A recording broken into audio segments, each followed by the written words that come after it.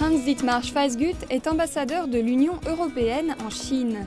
Sa mission est d'assurer la coordination entre les 28 représentations des États membres de l'UE, mais aussi de négocier directement certains accords avec le gouvernement chinois. We are currently negotiating an ambitious, hopefully ambitious and comprehensive investment agreement with China. And this is something only the European Union can do. This is something where we have common rules, a common framework. So this is also something which we discuss very shortly with our partners in China. Pour représenter l'Union européenne, ce diplomate autrichien a dû prendre congé du gouvernement de son pays.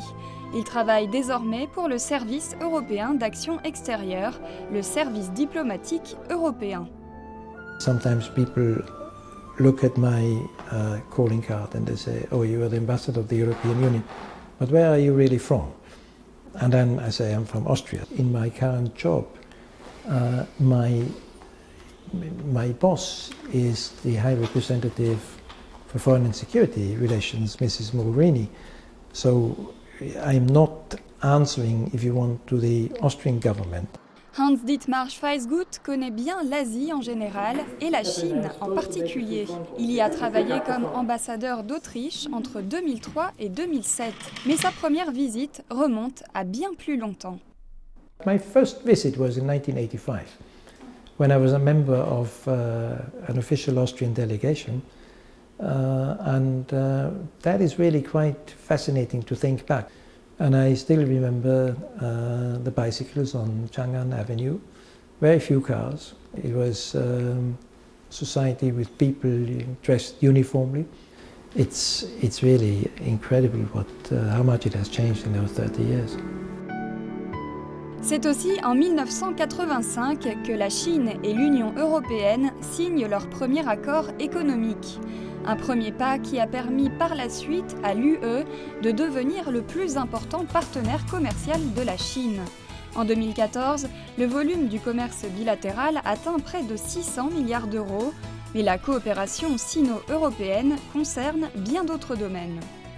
So I think today we are really fairly close partners, also with respect to many global problems.